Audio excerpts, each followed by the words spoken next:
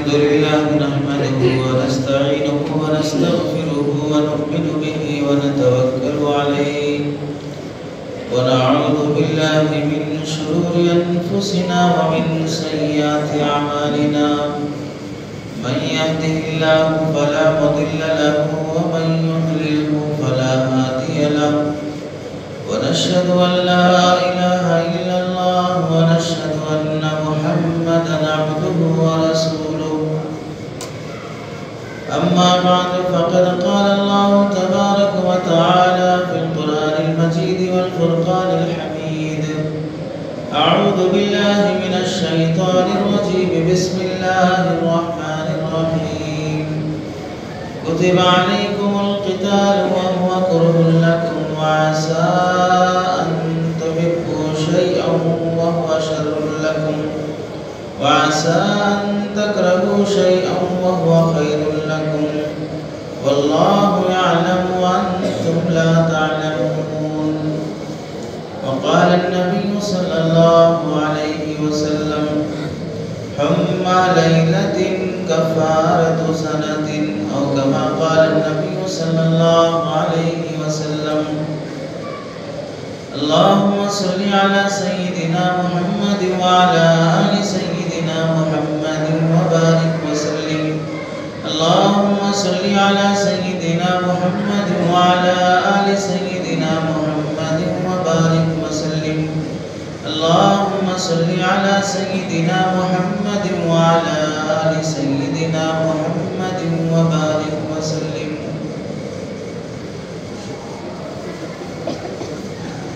میرے محترم عزیزوں بزرگوں اور دوستوں،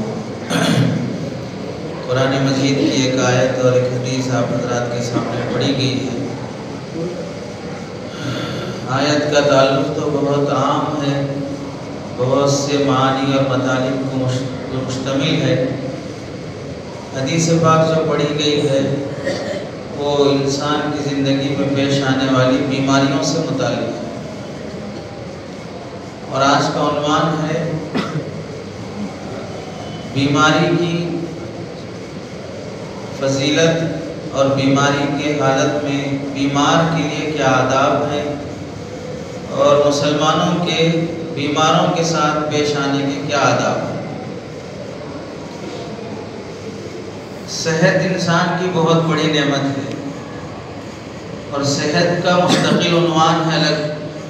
بیماری کا عنوان الگ ہے، صحت کا عنوان الگ ہے۔ اللہ تعالیٰ قرآن مجید میں فرماتے ہیں کتب علیکم القتال وہو کرہ لکم، اللہ نے تم پر جہاد فرض کیا ہے جبکہ تم جہاد کرنا پسند نہیں کرتے۔ یہ اس وقت کی بات تھی جب اللہ نے جہاد فرض کیا۔ اب اس موجودہ وقت میں جہاد نہ فرض ہے نہ مستحب ہے، بلکہ ہندوستان میں تو جہاد جائز ہی نہیں ہے۔ اللہ نے دعوت کا اتنا میدان دیا ہے، غیر مسلموں میں دعوت کا کام کرو، مسلمانوں میں دعوت کا کام کرو، اور اگر بالفرض کہیں جہاد فرض بھی ہو جائے تو اس سے پہلے کا مرحلہ یہ ہے کہ اگر تم کافر سے لڑنے جاؤ تو بھی پہلے اسے دعوت دو۔ فرض ہونے کی صورت میں بھی اس فرض کو ادا کرنے سے پہلے، جیسے نماز فرض ہے تو اس فرض کو ادا کرنے سے پہلے وضو کرو، اس کے بعد جو سنتیں وہ سنتیں پڑھو، اس کے بعد فرض کی طرف آؤ۔ ایسے بالفرض جہاد فرض بھی ہو جائے تو اس فرض کو ادا کرنے سے پہلے دعوت دو۔ اصل مقصد تو یہی ہے کہ اللہ کا کلمہ بلند ہو، ایمان ہر انسان کو ملے، ہر انسان جہنم سے بچنے والا بن جائے۔ آگے اللہ تعالیٰ فرماتے ہیں عَسَىٰ أَن تُحِبُّوا شَيْئًا وَهُوَ كُرْهٌ لَكُمْ وَهُوَ شَرٌّ لَكُمْ۔ ہو سکتا ہے کہ کوئی چیز تم کو پسند ہو لیکن وہ تمہارے حق میں شر اور بری چیز ہو سکتی ہے۔ تُحِبُّوا شَيْئًا، تم اسے پسند کرتے ہو، وَهُوَ شَرٌّ لَكُمْ، وہ تمہارے لیے بڑی شر کی بات ہے، تمہارے دین میں فتنے کا سبب بن جائے، تمہاری دنیا کے فتنے کا سبب بن جائے، تمہارے آزمائش کا سبب بن جائے۔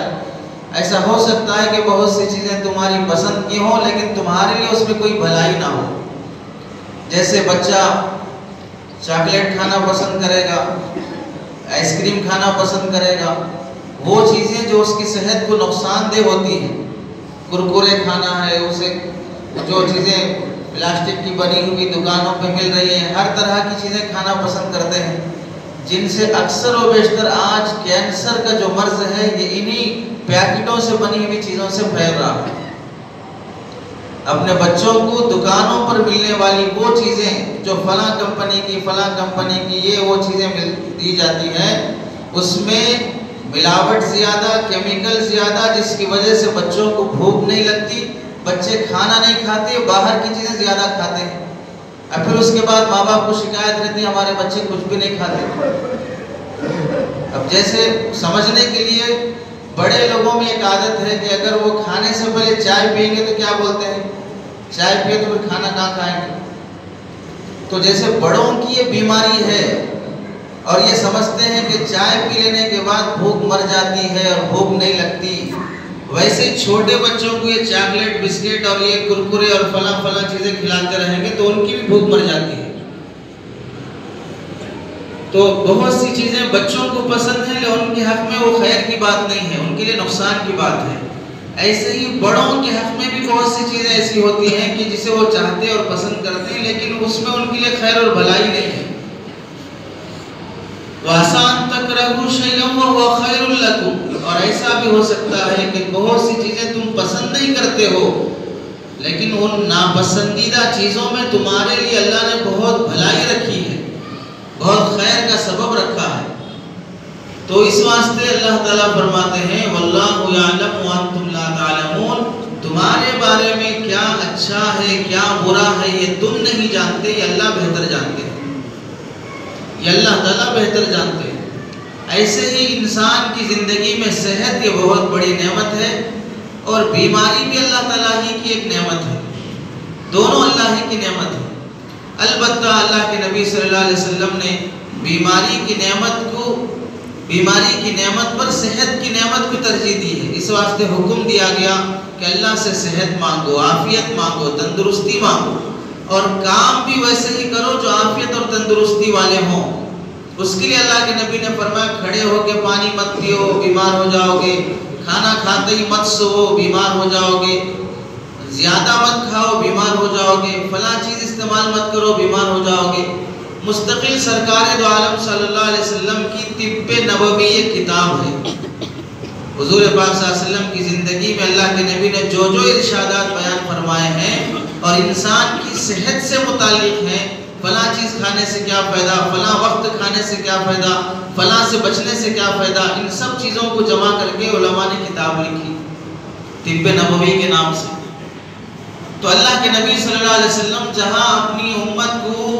شریعت بتائے ہیں وہیں اللہ کے نبی صلی اللہ علیہ وسلم اپنی امت کو صحت کے راز بھی بتائے ہیں۔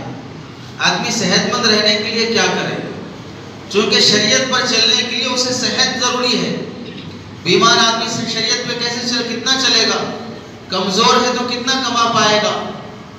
کمزور ہے تو کتنی رکعتیں پڑھے گا، کتنی نفلیں، کتنا تہجد پڑھے گا، کتنی تلاوت کرے گا۔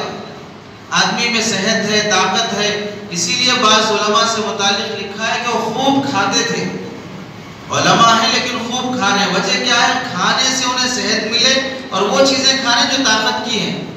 فالتو چیزیں نہیں کھاتے ہیں، گٹکا، تمباکو، فلاں یہ سڑی ہوئی چیزیں نہیں کھاتے تھے۔ لوگ پانی پینے کو تو سمجھ ٹھیک ہے، پانی پینا تو صحت کا ذریعہ ہے،